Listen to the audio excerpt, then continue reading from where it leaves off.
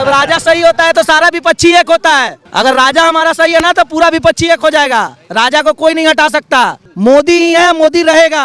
उसको अभी हटाने वाला कोई पैदा नहीं हुआ है। वो पप्पू को तो भूल ही जाइए। वो आलू से सोना निकालने वाला मशीन उससे पहले लाने के लिए कहिए, उसके बाद आएगा। और भी कई नेता हैं विपक्ष में, तो कोई नहीं, उसके सामने कोई खड़ा नहीं हो सकता।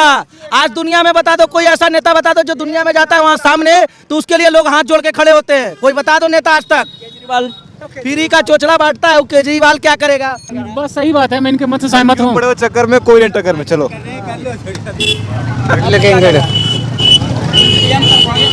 पीएम तो हमें नरेंद्र मोदी जी चाहिए। हाँ बिल्कुल चाहिए सर, मोदी चाहिए। हाँ बिल्कुल। कह रहा है कि मोदी को बाहर कर। कौन विपक्ष है? कोई है सामने चेहरा जो सामने आ जाए? जितने भी विपक्ष हैं वो एक साथ खड़े हैं, लेकिन प्रभु का कृपा उसी पे है जिसके साथ पूरा भारत का कृपा है, पूरा देश का है। तो जीतेंगे वही जिनके साथ प्रभु होंगे, और प्रभु किनके साथ है ये हमें बताने की आवश्यकता नहीं है। और युवाओं की जहाँ तक बात कर रहे हैं बेरोजगारी वगैरह की, तो बेरोजगारी की बात वो कर रहे हैं जिनके अपने ऊपर भरोसा नहीं है, जो अपने ऊपर जिनको अपने अंदर काबिलियत नहीं दिखता है। नहीं तो बिहार के ही युवा हो या फिर उम्र दराज लोग हों, बाहर जाके बहुत कीर्तिमान स्थापित कर चुके हैं। इंग्लैंड की बात कर लेते हैं। इंग्लैंड में जो हमारे आप जानते हैं हमारे कितने बड़े नेता वहाँ पे काम करें, मुझे नाम लेने की आवश्यकता नहीं है। बिल्कुल। दूसरी बात कि बड़े से बड़े मल्टीनेशनल कंपनी आप देख लो, चाहे वो माइक्रोसॉफ्ट देख लो, एप्पल देख लो, जितने भी बड़े बड़े कंपनी हैं उसमें कहीं ना कहीं भारत के ही लोग हैं और कहीं ना कहीं बहुत बड़े बड़े पोस्ट पे हैं। तो कोई काबिलियत की बात ना करे, काबिलियत की बात वही करते हैं जिनके आप कि बेरोजगार हूँ या कुछ कर नहीं पा रहा हूँ। आप में मेहनत करने का क्षमता होगा, आप बड़ा कुछ करने का कुछ ललक होगा अंदर से, तो आप कभी बेरोजगार नहीं बैठेंगे। हम लोग भी युवा हैं, 22 उम्र है, बिहार से आए हैं, बहुत अच्छा खासा यहाँ पे जॉब कर रहे हैं, मेहनत कर रहे हैं और लगातार आगे बढ़ेंगे। अपने अंदर दम होगा, अपने अंदर क्षमता होगा तो कहीं दूसरे जगह जाने की आवश्यकता नहीं पड़ेगी। सिंपल सा बात। हमारे सामने जो है देश का नेतृत्व देने की बात है। हमें 2024 में प्रधानमंत्री चाहिए, तो कौन प्रधानमंत्री देखना चाहते हैं? नरेंद्र मोदी। नहीं देखिए, मैं एक चीज़ बता रहा हूँ। अगर कहते हैं हर एक आदमी हो, चाहे कुछ दुनिया का कोई डिवाइस हो, कोई आदमी हो, मनुष्य कोई भी, सब के अंदर कुछ ना कुछ डिसएडवांटेज है, एडवांटेज है। अरे कोई भगवान नहीं है। चूंकि इतनी बड़ी सरकार है और इतना बड़ा देश है जहाँ पे इतने सारे अंदर में ही इतने फूट डालने वाले लोग हैं, वहाँ पे कोई चीज़ का नेतृत्व एकदम अच्छे से नहीं हो पाएगा। तो इस सरकार में भी थोड़े मोड़ी कमी है, लेकिन क्यों है? क्योंकि अंदर में बहुत सारी बुराइयाँ हैं। लेकिन अगर प्रधानमंत्री की बात करें, प्रधानमंत्री किसको बनना चाहिए, तो जाहिर सी बात है नरेंद्र मोदी को ही बनना चाहिए, क्योंकि उन्होंने बहुत कुछ ऐसा करके दिखा दिया है। अभी लोग कहेंगे महंगाई बढ़ रही है, फलाना चीज़ बढ़ गया, चिलाना चीज़ बढ़ गया। मिट्टी का तेल कितना महंगा है और वो सरकार कितने कम रुपए में बेच रही है, कोई इस पर ध्यान नहीं देता। दूसरी बात कि दाल का दाम बढ़ गया, इसका दाम बढ़ गया। चावल जो गरीब लोगों को बांटा जाता है 2 रुपये, इतने किलो में कितने ज़्यादा, शायद 25 या 26 रुपए किलो सरकार खरीद के 2-3 रुपए में बांट देती है। वो नहीं दिखता है लोगों को। लोगों को ये दिखता है कि बाप रे महंगाई बढ़ रही है। और एक चीज़ बता दें, दुनिया का सबसे महंगा देश अमेरिका है, तो क्या वहाँ तरक्की नहीं हो रहा है? क्या वहाँ पे गरीब लोग नहीं? ये तो समय का खेला है कि कुछ संतुलित करने के लिए कुछ लोग अमीर होंगे, कुछ लोग गरीब होंगे। अरे तुम में क्षमता है तो तुम APJ अब्दुल कलाम बनो ना।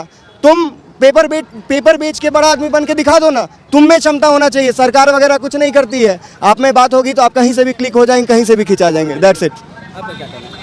बस जिनका कहना है, साथ नहीं हम दोनों।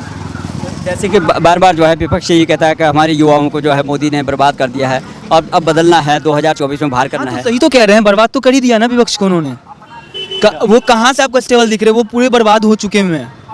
ठीक है, मतलब ऐसा है ना कि उन लोगों ने जाके ना कुल्हाड़ी पे सिर मार के आया है। वो लोग जितना शब्द उन्हें मुंह से निकाल रहे होते हैं ना, मतलब उन्हें कहना होता है आम, वो इमली बोलते हैं, कटहर बोल रहे होते हैं। भाई सामने वाला आम बोला है तो तुम आम का मतलब आम समझो, लेकिन तुम आम का मतलब आम की वजह ना कटहर इमली बोलते हो। जब कटहर इमली बोलोगे तो तुम टूटोगे ही टूटोगे। तुम 10 लोगों को अपने पक्ष में ले रहे हो और 5 लोग तुम्हारे पास से निकल जा रहे हैं। तो तुम क्या नेतृत्व करोगे जब तुम अपने लोगों को कंट्रोल में नहीं रख सकते हो? तुम देश को क्या कंट्रोल कर पाओगे? नीतीश बाबू जो है होस्ट किया उन्होंने तमाम। नीतीश कुमार को तो बात ही मत कीजिए। उन्होंने सबसे पहले जो है ना वहाँ पे अपने यहाँ होस्ट किया, सबको जो है मेजबानी करा और गठबंधन तैयारी कर रहे थे। तो क्या लगता है कि उनके अंदर में जो है ना दिल्ली आने की जो है लालसा है, तो क्या प्रधानमंत्री बन सकते हैं? देखिए वो ऐसा आदमी है ना, क्या ये तो ना खा भी रह जाएगा। वो मुख्यमंत्री भी जो बने हुए हैं ना, वो किसी ना किसी के भरोसे ही बने हुए रहते हैं। और वो मुख्यमंत्री बनने के लिए ना किसी हद तक गिर सकते हैं, किसी हद तक वो जा सकते हैं। तो प्रधानमंत्री बनना असंभव है उनके लिए, वो नहीं बन सकते हैं, प्रधानमंत्री कभी नहीं बन सकते हैं जीवन में, क्योंकि वो जब बिहार में सही से वो नेतृत्व नहीं कर पा रहे हैं, बिहार के लोगों को हर चीज़ जो उनकी ज़रूरत है वो फुलफिल नहीं कर पा रहे हैं, तो वो देश को क्या दे सकते हैं, वो देश की ज़रूरत को कैसे फुलफिल करेंगे। एक चीज़ लिख के, अगर नीतीश कुमार की आप बात कर रहे हैं, एक बार ये जो इंटरव्यू आप यहाँ कर रहे हैं, एक बार बिहार में जाके कीजिएगा, कितना लोगों में आक्रोश है, कितना गुस्सा है, वो आपको तब दिखेगा जब वहाँ पे शिक्षा व्यवस्था चरमराए हो, वो आप देखेंगे।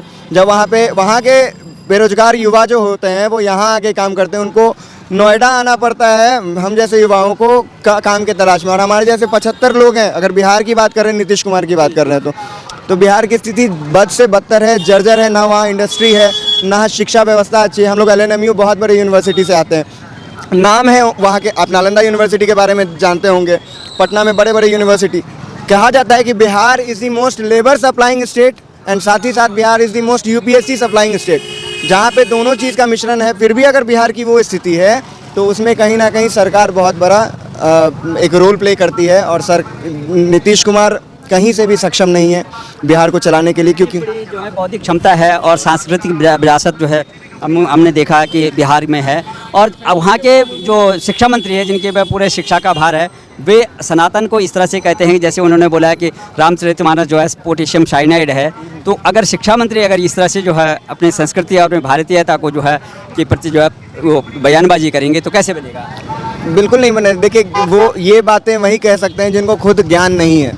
शिक्षा मंत्री आपको पता होगा कि 9वीं पास है, ठीक है, पढ़े लिखे खुद नहीं है। और वहाँ पे शिक्षा मंत्री उन्होंने बोला पोटेशियम साइनाइड है रामचरितमानस, जो कि भगवान पुरुषोत्तम श्री रामचंद्र जी की जी, क्या इससे गठबंधन को जो फायदा हो सकता है सनातन को जो है? सर अब ये जो आप बता रहे हैं कि जो भगवान के विरुद्ध जा रहा है ना, उसके सहयोग में कोई खड़ा नहीं होने वाला, ठीक है। तो जब वो रामचरितमानस के ऊपर जब सवाल पैदा कर सकते हैं तो वो कुछ भी कर सकते हैं। उन्हें पता, सबसे पहली बड़ी चीज़ क्या होती है ना, हमें पता होना चाहिए कि ये चीज़ क्या है। जैसे ये माइक है, अब ये हम ऐसे पकड़ लिया, अरे ये तो केला है, पता होना चाहिए है क्या, तब तो बताएंगे ना। उन्हें पता ही नहीं रामचरितमानस है क्या, वो तो कुछ भी बोलेंगे। तो उनकी बातों को इतना माइन्यूट नहीं ले सकते कि वो क्या बोल रहे हैं, समझ सकते वो पागल है, कोई कुछ भी बोल रहा है। वो नहीं, मेरे कहने का तात्पर्य ये था कि वो कंट्रोवर्सी में नहीं, जिस सर्कल में रहते हैं वहाँ पे 9वीं पास बिहार को चला रहे हैं। मैं ये कहना चाह रहा था, मैं उनके बारे में नहीं कह रहा हूँ, चंद्रशेखर जी के बारे में नहीं कह रहा, मैं उनके बारे में कह रहा हूँ जो शिक्षा व्यवस्था है, नहीं पूरी बिहार की व्यवस्था को चला रहा है, वो 9वीं पास है। और उनके अंदर कितना क्षमता है। बस क्या होता है ना कि लोग फॉलोवर्स इतने बना लेते हैं अपने बयानबाजी से।